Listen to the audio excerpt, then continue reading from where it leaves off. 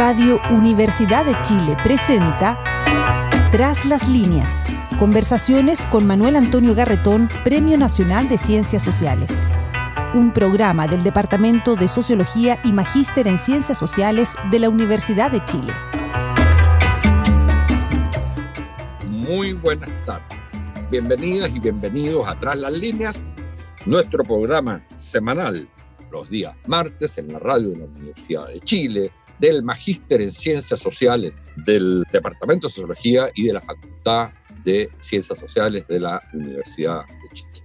Tratamos de revisar lo que ocurre en el mundo, no solo la coyuntura, también los trazos más largos de la historia, las transformaciones que nos ocurren como personas, como sociedad y en la humanidad misma, desde la perspectiva particular de nuestras disciplinas, que son las ciencias sociales.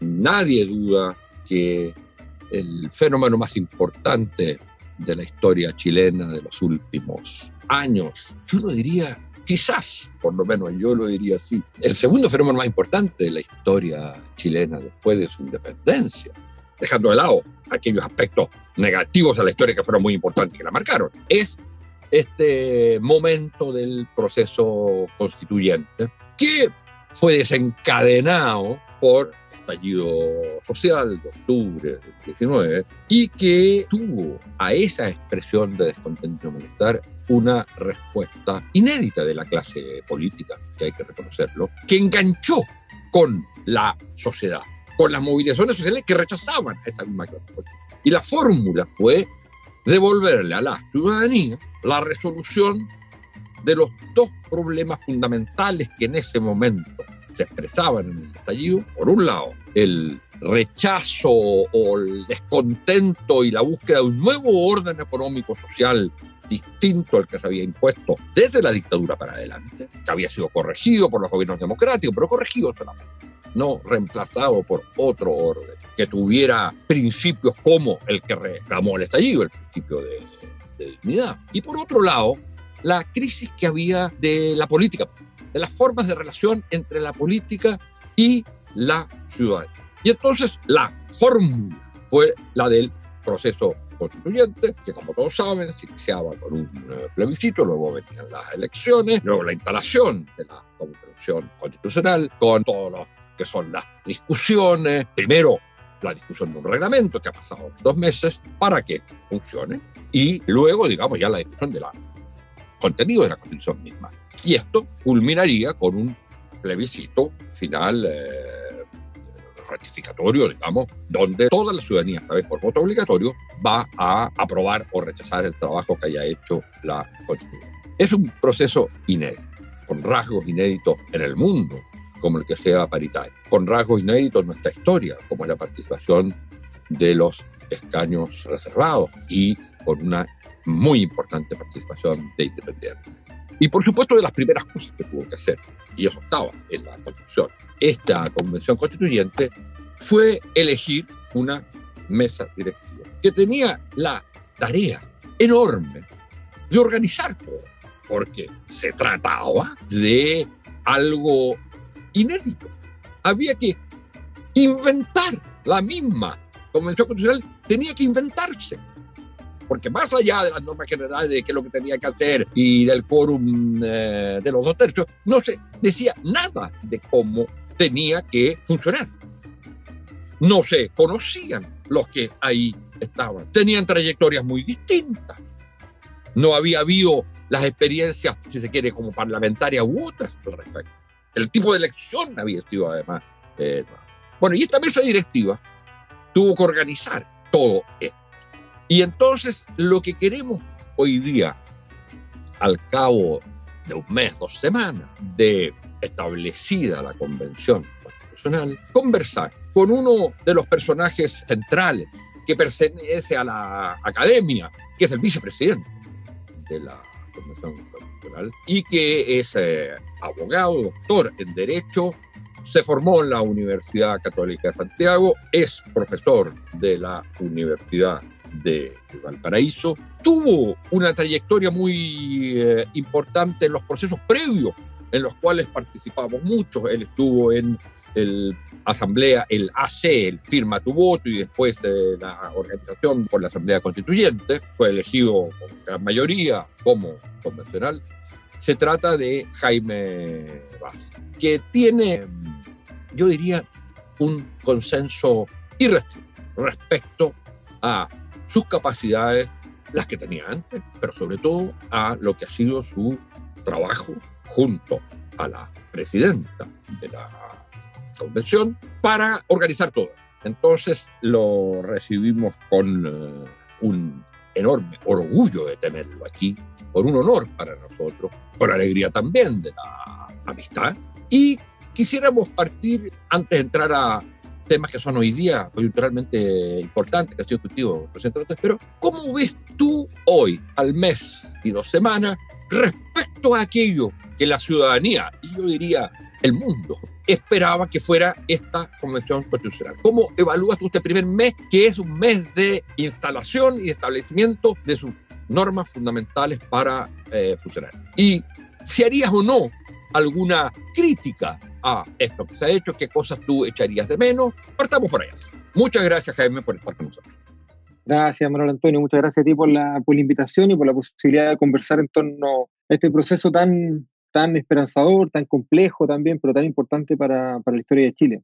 Mira, efectivamente llevamos ya casi 2 meses de trabajo y mirado en retrospectiva, yo creo que es bien interesante lo que ha estado pasando, porque ese primer día, el lunes 5 de julio, cuando nos convocamos a nosotras mismas, las constituyentes, a trabajar, esa primera sesión fracasa. Fracasa porque faltaba una serie de elementos sobre los cuales probablemente quizás no vale la pena volver, pero lo cierto es que ese lunes 5 de julio queda en evidencia que la constituyente era como un gran animal, como un gran elefante acostado en el suelo y con mucha dificultad para ponerse en pie. Esa situación de inercia propia del punto cero nos obligó de alguna manera a dedicar mucha energía y a poner mucho esfuerzo para que este animal se pusiera en pie. Y si uno lo mira en retrospectiva, sabemos que para redactar una nueva constitución es necesario un reglamento que establezca las reglas necesarias del debate, etcétera, etcétera. Pero también sabemos que para redactar el reglamento son necesarias también ciertas condiciones que tienen que estar más o menos explicitadas. Y eso no sabíamos cómo hacerlo. El reglamento. Exactamente, cuáles son las reglas necesarias para poder escribir el reglamento necesario para escribir la Constitución. Y ahí hay un punto cero y un punto muerto que durante todo el mes de julio, de alguna manera, nuestras energías durante todo el mes de julio fueron destinadas a poner en marcha a esta institución, ¿verdad? A ayudar a que este gran elefante se pusiera de pie y empezara a caminar. Y julio fue un mes en el que efectivamente se tomaron decisiones muy importantes, diría yo que principalmente desde la mesa, pero luego validadas y respaldadas por la deliberación del Pleno, que permitieron terminar ese primer mes de julio con comisiones provisorias funcionando, con integrantes, con competencias para esas comisiones, con mandatos expresos para esas comisiones, y esas comisiones además se reunieron y eligieron a sus propios coordinadores y coordinadoras.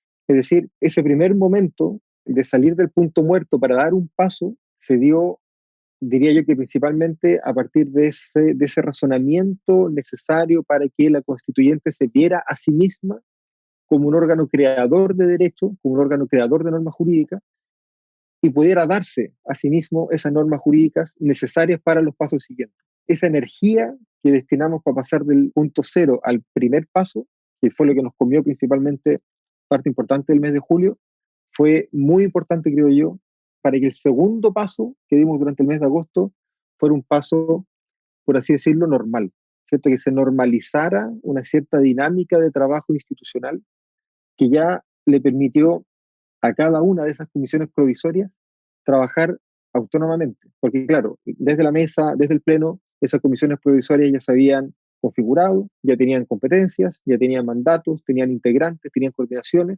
y ahora lo que faltaba era que esas comisiones empezaran a trabajar por su cuenta. Y yo creo que agosto deja en evidencia que el punto muerto del lunes 5 de julio se transformó en una suerte de inercia institucional que permitía que la constituyente funcionara por su propia cuenta, haciendo lo que se espera que haga la constituyente, básicamente crear órganos, darles competencia, establecer procedimientos y determinar la forma que se componen sus integrantes. A pequeña escala, lo que hicimos durante el mes de julio es equivalente a lo que hay que hacer con las grandes instituciones de la República, que es crearlas, darles competencia y ponerlas por escrito en una norma jurídica llamada Constitución. Entonces yo creo que ese ejercicio entre julio y agosto, que son los 2 primeros meses en los que hemos estado trabajando, nos permite mirar con buenos ojos el futuro, los próximos 10 meses de trabajo de la constituyente, porque hay un resultado concreto, creo yo, que mostrar, que es importante, que fue el que nos permitió salir de ese punto muerto, de ese peso muerto que significaba el lunes 5 de julio, con el fracaso de la primera sesión inaugural, y al cabo de 2, 3, 4 semanas, 2 meses, tener comisiones provisorias instaladas, comité de asignaciones externos configurado, borrador de reglamento de ética, borrador de reglamento general, propuestas reglamentarias en derechos humanos, en participación ciudadana, en participación indígena, en descentralización. Y en esta semana, ya la primera semana de septiembre, empieza ya una dinámica de trabajo distinta que nos va a permitir cerrar el reglamento general, cerrar las propuestas reglamentarias y constituir las comisiones permanentes. De modo tal de que ahora con toda esta experiencia vamos a poder trabajar de lleno en el contenido de la nueva Constitución. Jaime, respecto de este punto, para luego pasar a otro, la diferencia entre las comisiones provisorias, para que la audiencia lo comprenda bien, entre las comisiones provisorias y las comisiones propiamente temáticas, por decirlo así, de los temas de la Constitución, que tengo entendido que van a ser muchas y al mismo tiempo van a estar agrupadas. Esa diferencia se presta, hay alguna confusión en un momento, por ejemplo, una de las constituciones provisorias plantea una redefinición de la policía. Esa redefinición de la policía no es más bien materia de la comisión que tenga que ver con los temas de seguridad, por ejemplo. Claro, que efectivamente aquí hay una distinción, porque las primeras comisiones que se instalaron a finales del mes de julio, que son comisiones provisorias, tienen por finalidad redactar el reglamento, ¿cierto? Y las distintas normas reglamentarias necesarias para que la constituyente funcione de manera autónoma, ¿verdad? Y cada comisión pueda trabajar los contenidos de la nueva Constitución. Y las comisiones permanentes, las comisiones temáticas que van a empezar a trabajar muy probablemente a finales de septiembre, tienen por finalidad discutir los contenidos de la nueva Constitución. El punto está en que ciertas comisiones provisorias que terminaron sus trabajos el sábado 28 de agosto, tenían algunos mandatos que cruzaban las propuestas reglamentarias. Mandatos en el sentido de determinar más o menos ciertos pisos mínimos en materia de descentralización, de participación, de derechos humanos, de modo tal de empezar a adelantar ciertas discusiones de fondo y de alguna manera establecer ciertos gatillantes para la discusión de fondo propiamente tal. Por eso vemos que hay comisiones como la de Derechos Humanos, ¿verdad?, que avanza un poquito más respecto de la propuesta reglamentaria. Lo mismo podríamos decir respecto de participación, de ética incluso, pero de alguna manera, claro, ese es el mandato que recibieron por parte del Pleno. Especialmente Derechos Humanos tiene un mandato bien complejo. El artículo donde están sus competencias tiene varios numerales. Uno de ellos es formular propuestas reglamentarias, pero tiene varios otros en materia de estudio del marco general de derechos humanos, de verdad, justicia, reparación y garantías de no repetición.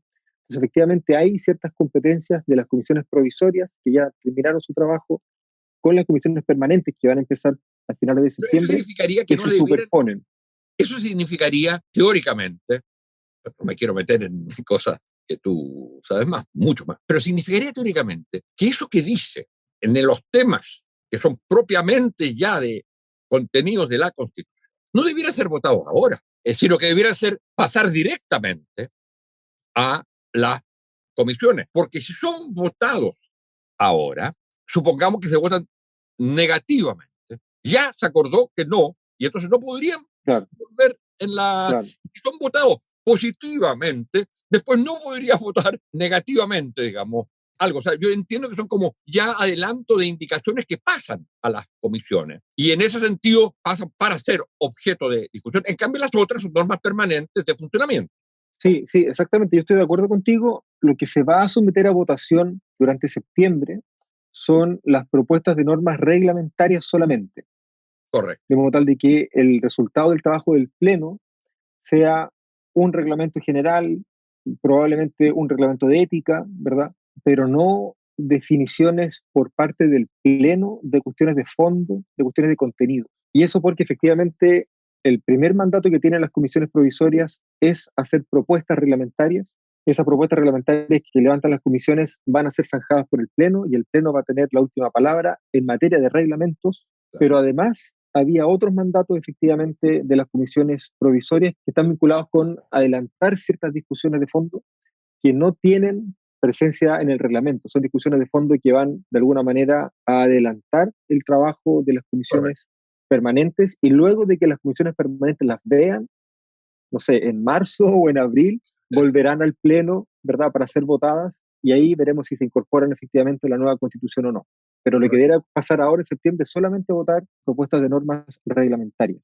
Más allá del funcionamiento, te quería llevar a algunos temas, iba a decir de fondo, pero los temas de funcionamiento son también de fondo. Pero ¿cuáles ves tú? Y en ese sentido probablemente ha cambiado tu visión desde hace 2 meses. ¿Cuáles son, a tu juicio, los problemas o dificultades principales que ya no van a estar en el tema de la instalación ni en el tema de cómo se va a trabajar? Pero ahora, ¿cuáles ves tú que pueden ser las dificultades principales que pudieran frustrar este proceso? Los peligros, por decirlo así. Mira, no sé, porque el trabajo que se ha visto en las comisiones ha sido muy colaborativo y ha habido mucho más diálogo y mucho más condiciones de encuentro y de acercamiento de lo que muchas veces se proyecta hacia afuera, ya sea por la amplificación de ciertas polémicas, ¿verdad? O por el impacto que han tenido las redes sociales en dichas polémicas. Claro, a veces se ve el pleno como un espacio de un poco más de confrontación, de desencuentro, pero cuando uno ve primero las votaciones que alcanza el Pleno, que casi siempre superan los 100 votos cuando votamos cosas importantes, o cuando uno ve, por ejemplo, el tipo de trabajo que se desarrolla en las comisiones, que muchas veces toman decisiones por unanimidad o por votaciones de 80, 85%, y sobre todo cuando uno ve el tipo de diálogo y de deliberación que se ve en las comisiones, uno puede llegar a concluir razonablemente que todo ese temor original que alguna vez pensamos que iba a generarse de falta de diálogo, de dificultad de entendimiento, de obstrucción incluso del proceso constituyente está un poco superado. Ese era el gran temor que yo tenía, por lo menos al principio, ¿verdad? Antes de las elecciones del 15 y 16 de mayo, ciertamente antes de asumir el 4 de julio, de lo difícil que iba a ser ponernos de acuerdo en darnos reglas básicas, primero, esa valla la superamos largamente y con mucho éxito, creo yo, el temor de ponernos de acuerdo luego en los contenidos de la nueva constitución, y yo creo que hay buenas razones para pensar que ese temor va a ir decayendo. Yo creo que el trabajo de la constituyente ha demostrado que es posible dialogar desde la diferencia, que es posible llegar a puntos en común desde la diferencia, y eso ha sido bien notable. Ese era el gran temor que yo tenía al principio. Yo creo que eso se ha ido como diluyendo. El otro riesgo que se planteaba era el encerramiento de la Asamblea Constituyente. Claro. Es decir, por un lado, el problema que internamente, digamos, simplemente el affectio societatis no existiera, la amistad cívica no existiera, y que simplemente fuera extremadamente competitivo, y tú tienes toda la razón en lo que estás preguntando y en lo que estás viendo. El otro era, bueno, elegimos 155 y van a estar por su cuenta.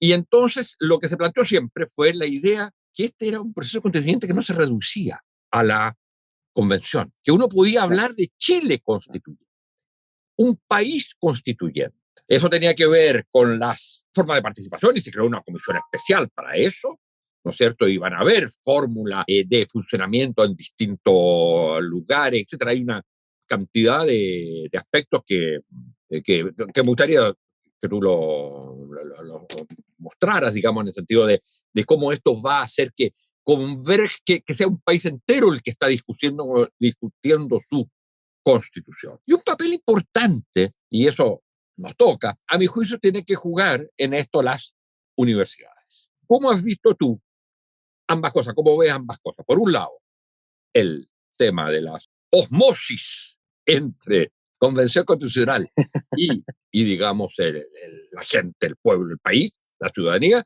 y por otro lado, el papel de las universidades en esto. Mira, yo creo que sobre todo el trabajo de la Comisión de Participación Popular ha generado condiciones bien interesantes para ese diálogo, ¿verdad?, estructural entre la ciudadanía, entre los pueblos y la constituyente. Lo mismo vimos, por ejemplo, en el despliegue territorial que tuvo la Comisión de Descentralización, que sesionó fuera de la capital durante varias jornadas. Yo creo que ahí hay dos buenas razones para pensar que va a haber una articulación más o menos permanente, ¿verdad?, entre el trabajo que se hace dentro de la constituyente y el trabajo constituyente que se hace fuera del edificio, ¿verdad?, el que se hace en el resto del país. Y yo creo que otra buena como razón, otro buen argumento para pensar que esa interacción va a ser más o menos permanente y más o menos fluida, es el compromiso que hemos tenido de distintos gobiernos territoriales, tanto los gobiernos regionales como los municipios.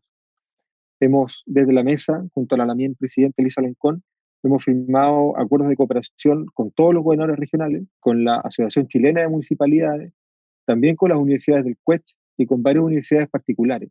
Lo que yo creo que de alguna manera le va a permitir a la constituyente contar con una red de despliegue territorial institucionalizada desde los gobiernos locales, desde los gobiernos regionales y también desde las universidades del Estado, que nos va a permitir contar con esa infraestructura necesaria para la participación ciudadana, que es tan importante para generar estos diálogos, ¿verdad?, interterritoriales, intergeneracionales, interculturales, que son tan importantes para la construcción de un país efectivamente más justo y más democrático. Yo creo que esos dos elementos son fundamentales, ¿verdad? Las comisiones provisorias que han funcionado hasta ahora han dado pasos importantes en ese sentido, y también desde la mesa directiva hemos empezado a construir esas alianzas, ¿verdad?, esas colaboraciones con otras instituciones que nos van a permitir poder trabajar en materia de participación con un despliegue territorial equitativo, inclusivo, ¿verdad?, e integrador. Y en el mismo sentido, las universidades yo creo que van a cumplir un papel fundamental, de alguna manera poniéndose a disposición de estos procesos de transformación social. Tanto el conocimiento académico como el conocimiento popular y el conocimiento ancestral van a empezar a tejer una trenza que fortalece de alguna manera esa unión entre sectores sociales y entre los pueblos de Chile, que nos permita dar un paso adelante importante en la historia del país y mirar efectivamente el horizonte con más expectativa y con más esperanza en esa justicia y en esa mayor equidad. Y en esa trenza, efectivamente, las universidades tienen que cumplir un papel fundamental, abriendo el diálogo, poniéndose a disposición del proceso constituyente y de alguna manera colaborando con esa deliberación, muchas veces racional, pero también muchas veces emocional, que significan los procesos de cambio como el que estamos viviendo ahora. Eso hay que reconocerlo, ha ido ocurriendo ya. ¿No? Sí, efectivamente. De hecho, la Universidad de Chile, por ejemplo, bueno, a la cual uno pertenece, participó en la instalación, ayudó a la instalación de la... Sí, efectivamente. Mira, las universidades públicas fueron fundamentales en esta pasada. La Chile, la Valparaíso, la USACH.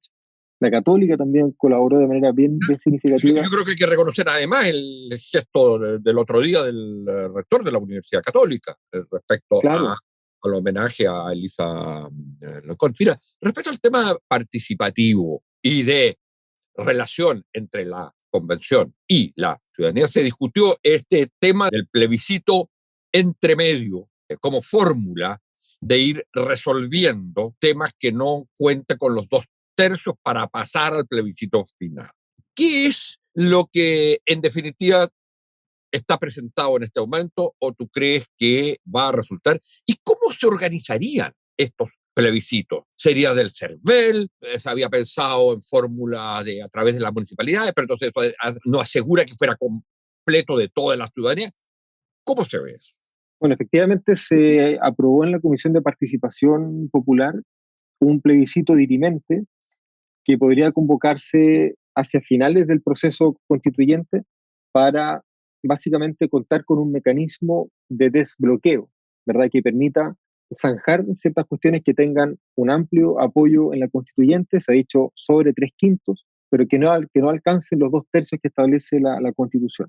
Precisamente para evitar que una decisión contramayoritaria termine siendo antidemocrática, la idea es pasarle a la ciudadanía, pasarle al pueblo finalmente la decisión final a través de un plebiscito que dirima diferencias importantes en la constituyente.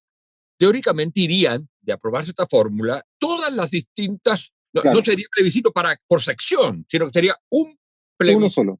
sobre todo aquello que obtuvo 3/5, digamos, Claro. pero no 2/3, organizado por tema, y digamos, es votando sí o no, o votando por propuestas alternativas.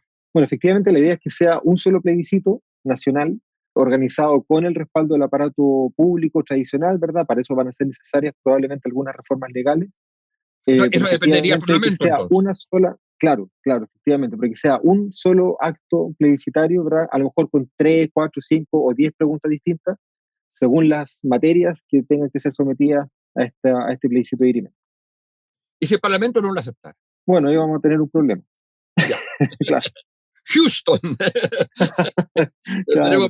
Mira, para terminar, te quería preguntar lo siguiente, Jaime, que yo creo que es una cuestión que es más allá de lo estrictamente personal, aunque obviamente tiene que ver con lo personal. Tú dirigiste, fuiste uno de los líderes en la línea de asamblea constituyente, digamos, de nueva constitución, posteriormente en la campaña para ser elegido hiciste un decálogo, que planteaste, digamos, cuáles eran tus líneas fundamentales, en las cuales, digamos, hay una coincidencia bastante, digamos, mayoritaria, pero tú tienes posiciones al respecto. Y al mismo tiempo tienes la función de ser alguien que se tiene que identificar más con el conjunto en el cual están aquellos que están en contra de las cosas que tú piensas, ¿eh? Y por otro lado tú tienes, yo diría, una cierta función de liderazgo de tus propias posiciones.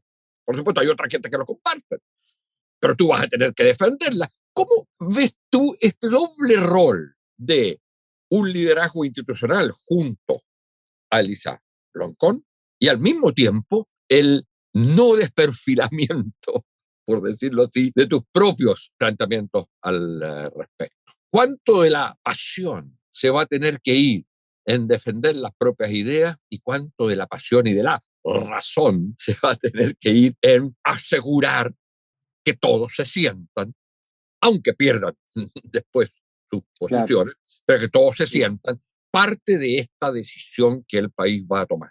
Sí, mira, es una súper buena pregunta porque efectivamente, más allá de la posición política, ideológica, ¿verdad? Que yo tenga y que yo pueda representar, hoy día tengo una función institucional que cumplir como vicepresidente. Y claro, en estos primeros 2 meses, por ejemplo, yo no he participado de ninguna comisión. La presidenta y yo no integramos comisiones, estamos plenamente abocados al trabajo de la mesa directiva y de la mesa ampliada. Y claro, de alguna manera, todas esas convicciones políticas, ¿verdad?, que uno tiene como ciudadano, como representante de la voluntad popular, de alguna manera, son canalizadas a través del ejercicio de una función institucional que tiene otras finalidades. Entonces, claro, yo personalmente, o yo como constituyente, no he entrado públicamente en los debates de las comisiones, a pesar de que he asistido a varias de ellas, pero al mismo tiempo esas convicciones políticas son las que de alguna manera han permitido guiar y orientar el trabajo institucional y la marcha institucional de la Convención Constitucional en estos 2 primeros meses.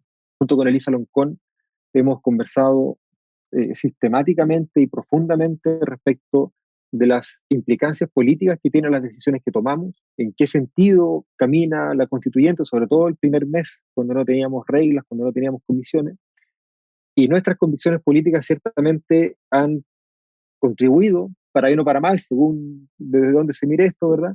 Pero han contribuido a que la constituyente camine en un sentido determinado.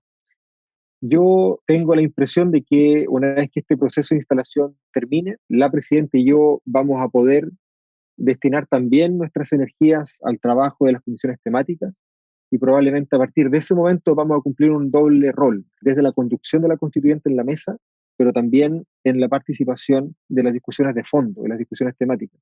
Pero claro, es una figura un poco especial, porque siempre se ha entendido además que la institución o la dirección de ciertas instituciones como que tiene que prescindir de sus definiciones políticas e ideológicas. Y yo creo que más bien es al revés. no se trata de mayor o menor prescindencia, sino que yo creo que se trata de cómo y por dónde se canalizan tus definiciones ideológicas y políticas para la conducción de la institución. Y yo creo que eso es lo que ha permitido, insisto, para bien o para mal, según por dónde se mire esto, eso es lo que ha permitido que la constituyente se deslice en cierto sentido y no en otro. Exactamente el punto fundamental. Y yo creo que hasta el momento, y además tengo la impresión que todo el mundo tiene la garantía de este doble rol que decías tú, de estas dos cosas que se interpenetran. Por un lado, la defensa de posiciones, el no decir, bueno, ya, yo voto en blanco. No, yo no voto en blanco, yo tengo que estar en esta posición y defenderla. Y moverme para que ganen también, no solo defenderla, moverme para que ganen. Pero al mismo tiempo, tengo que jugar un rol universal de que le doy garantías a todos y que nunca la defensa de una posición mía va a afectar este otro aspecto de, llamémosle, neutralidad que tiene necesariamente un rol. Claro, más institucional, efectivamente. Sí. Bueno, yo creo, Jaime, que todo el mundo sabe que tanto Elisa Loncón como tú han cumplido este rol de gran manera y es seguro que así va a seguir. Bueno, estamos llegando al final, desgraciadamente. Hemos tenido hoy día una conversación con uno de los personajes más importantes de la historia de Chile en estos momentos, que es el vicepresidente de la Convención Constitucional, Jaime Baza. Y te quiero decir desde este programa que en todo lo que nosotros podamos ayudar, difundir, colaborar como programa y como académico con este gran proceso fundacional, por favor, cuente con nosotros. Bueno, muchas gracias por la invitación. Un gran agradecimiento también a través tuyo a la Universidad de Chile, que cumplió un papel súper importante, al igual que la Universidad del Estado en este proceso. Y nada, esperamos seguir aquí contribuyendo estos momentos históricos tan importantes para el país. Un abrazo afectuoso también al equipo de la radio que siempre nos ha acompañado. Muchas gracias, Jaime. Muchas gracias. Gracias a ustedes, señoras y señores auditores y auditoras. Y hasta el próximo martes. Radio Universidad de Chile presentó Tras las líneas. Conversaciones con Manuel Antonio Garretón, Premio Nacional de Ciencias Sociales. Un programa del Departamento de Sociología y Magíster en Ciencias Sociales de la Universidad de Chile.